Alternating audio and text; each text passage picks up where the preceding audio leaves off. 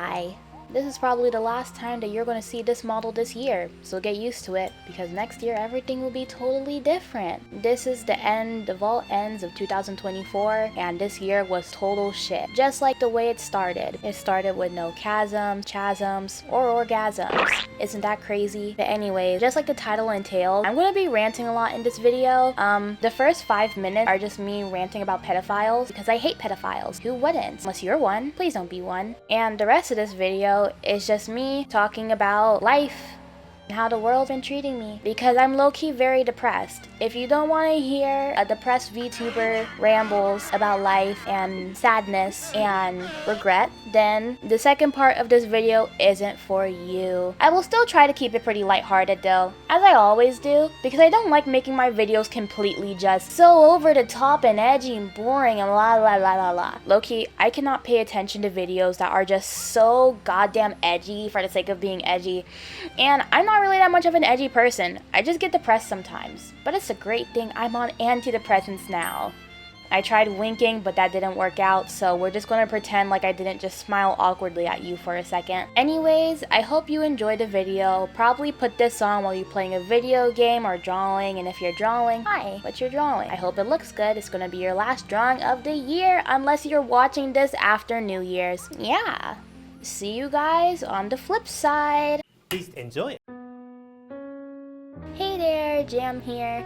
I just want to make this video because I just wanted to rant about this year one last time before the year is over, so that way I can finally put all of my thoughts, opinions, and feelings about this year into just one little video. But I'm mostly just going to be talking about like how many people were exposed to either being literal predators or wanting to do bad things to kids, or like just taking advantage of children. I really don't understand why it's so hard to just not only keep your hands off of kids, but stop talking to kids if you know that you're unsafe around them. I know this is such like the most common sense thing ever, but I guess not, because like 13,000 different people this year got exposed for like liking kids. Cinnabarrel 3, Kaneko Kitten, one of Mr. Beast's assistants, whatever her name was, Ava? Yeah, Ava. Mr. Beast doesn't like kids to my knowledge, but he's just generally a really scummy person. Same with Birdie. I don't think Birdie likes kids, but Birdie is just really freaking weird. And I am so glad that we're gonna leave him in 2024, because why do we ever let him come back? If you don't know who I'm talking about, good. If you do know who I'm talking about, search it up. Honestly, the things that he's done is insane, but I can make a whole video on that.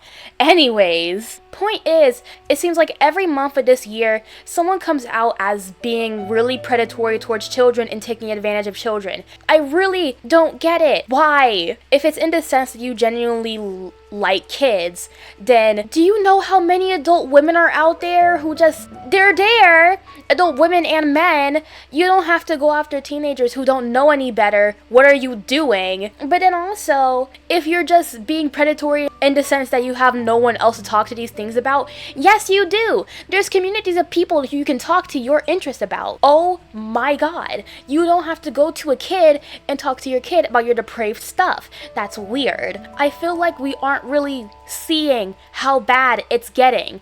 I mean, don't get me wrong, there's always been a problem like this on the internet, but I feel like it's only just gotten worse and worse because no one knows how to control themselves anymore, apparently, when there's a minor in the room. I don't think that kids and adults can't have mutual relationships in the sense of friendship. I think that if it's controlled, an adult and a kid can be friends. However, they can't be friends in the sense like how a kid and a kid would be friends, or how an adult or an adult would be friends. I say usually if a kid and adult have a friendship, it's not because they like are literal friends, but more because they kind of have more of a parental relationship going on there, at least in my own experience, with adults that I trust both in my real life and online. For the adults, if you're going to be friends with a minor on the internet, not only be careful, but you need to set your boundaries, because obviously you have more power in the relationship than they do. They have no power, they're a kid. You need to set your boundary and tell them what you're not comfortable with and what you are comfortable with. Or just, I don't know, don't talk to a kid. Again, there's plenty of adults out there to talk to. And for a kid, again, just be responsible. Don't say anything you wouldn't want your mom to hear you saying. Like, that's just gross, because that then puts the adult in an awkward situation. I do have to admit that some of the times it's not the adult fault when the kid is coming on to them, but it is the adult's fault if the adult does nothing about the kid coming on to them, because you were the responsible one in this situation and you should have been the one to put down your boundaries and tell them, hey, please don't talk to me this way, you are a child. It's just that simple. It is just that simple. But anyways, that's pretty much all I have to say about that. I also just generally don't like how fast this year was. It felt like I woke up, it was my birthday, January 15th, I turned 16 years old, and now it's about to be January 15 again, I'm about to be 17 years old, and my life has changed a lot, but it felt like no time at all has passed. I think, frankly, the reason why I feel this way, and why a lot of people feel this way, honestly, is just because this year had a lot of really fast trends, fast fashion, fast foods, fast everything. Everything went by so fast, and before you know it, it was already over. Like, for example, Christmas. For me, at least, Christmas felt like it came and went way too quickly. I was in school the majority of the month, and then when it was finally time to celebrate... what the hell is happening with my model? Oh no. I was in school the majority of the month, and when it was finally time to celebrate Christmas, I couldn't get into the Christmas spirit because my mind was just on so many different other things. On social media and whatever was going on there, on my friendships, but heavy on social media because I don't think how many people realize social media eats you away inside. If you're on it too often, it seriously does literally a trip on your mental health, and I can vouch, like, it's not fun. I was too worried about things I honestly should have not been that worried about in the first place. It controlled me, it made me so paranoid to the point that I felt like I was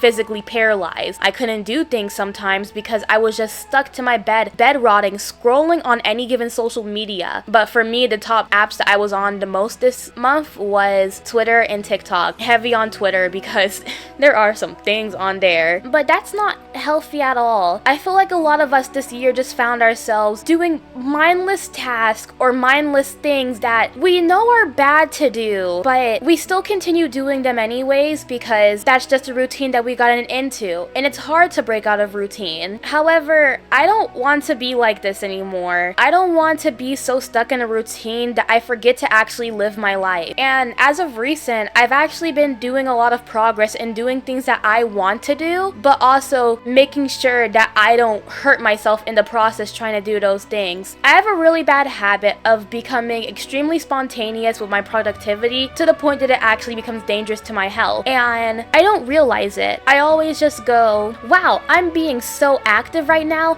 I'm doing everything I should do. I mean, I know I haven't eaten in a few hours, I know I haven't slept in a few hours, I know I haven't even peed in a few hours. I've been holding that shit in, but I need to get this done. If I don't get this done, if I don't reach this deadline, if I don't do this, no one will like me anymore. Got a little too deep there for a second, sorry. But bed rotting plus imposter syndrome will literally eat you away inside, and I can't stress that enough for anyone who's just a really passionate creative like me. It's okay to take breaks, and it's also okay to lounge around sometimes and just be lazy and scroll, but you also need to find your own limits and realize when it's too much, when you're just catching yourself scrolling mindlessly for hours on end not doing anything, whether it be on the TV or on your phone, or just finding yourself doing tasks that you aren't supposed to be doing or you don't have to do, especially if it's harming you. Don't do that, you know? There's better things that you can do, there's better people that you can associate with, and there's better hobbies that you can pick up than anything that's still unhealthy in your life. So a little advice from me, anything and anyone that is still actively harming you, that you are going into 2025 with, please let it go. Whether that be a fandom, a video game, a person, a lover, a situationship, a group of friends, anything. You have to take care of your own peace. So many people don't realize that you are entitled to your own peace, and that is so okay. If you have to tell someone off for something that is bothering you, that they're doing to you, you can do that. You're entitled to your peace. It's okay. And you're entitled to making yourself safe. If you need to block someone or block something something, or just tell people, I really don't mess with this, so if you associate with it heavily, please do not talk to me. That is okay. You don't have to conform to the way that anyone else wants you to be, or the way that the internet wants you to be, or the way that society wants you to be. Be yourself as long as it's not hurting you or anyone else.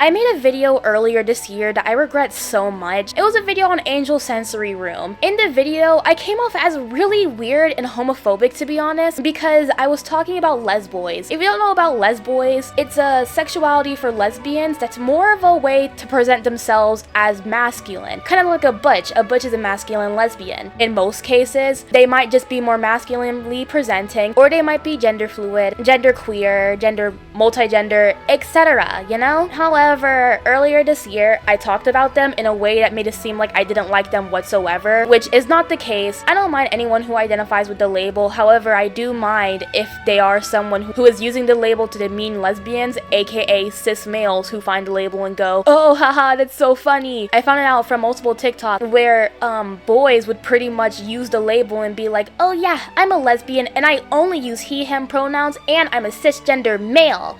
Yeah, what are you guys gonna do about that? You can't take this away from me. So using that limited knowledge I had on it, I made the video. Also, I just talked about how the game sucks. I still think the game sucks. Sorry, not sorry. But I do retract all my statements that I said in that video. Only reason I'm not privating it now is because I'm kind of using the video as a sort of reminder for myself to never make another video where I don't do actual research. Because I got my ass ate up in the comic sections, rightfully so to be honest, but also kind of unfairly since some people were being really racist. I had to make a response video to my own response to the game, and that video did pretty well. Both videos are still doing well. I just wish that I did more research and I didn't come off so strongly. There's a lot of things that I regret with this year that I wish I can go back and never like do this and never do that, never say this and never say that, out of fear of being canceled, out of fear of losing a friend, out of just so much fear and paranoia. Even though this year wasn't exactly the best year for me, there was still some things that happened that I wouldn't want to take back,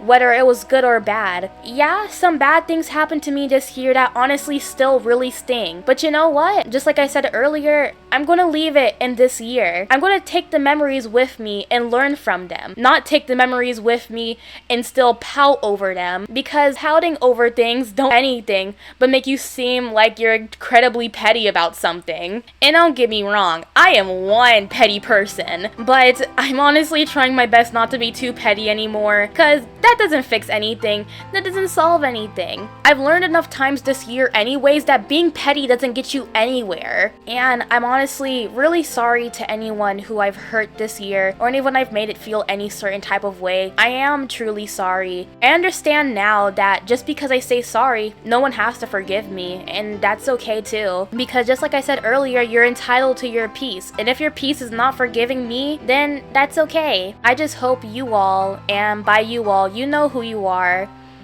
that you were okay. And I'm sorry.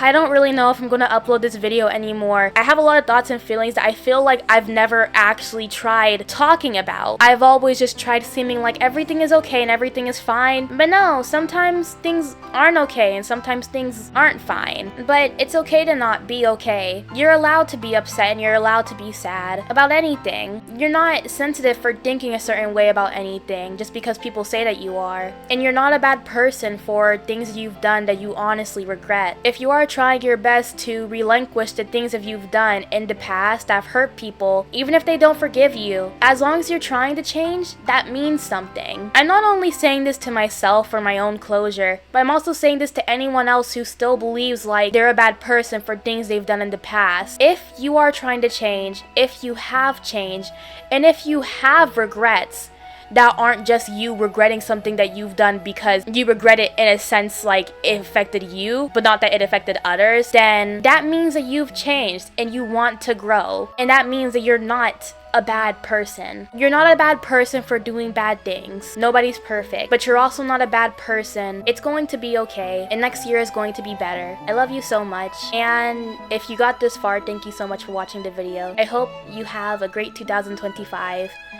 And well, if you are watching this sometime after 2025, I hope that you're just having a great year.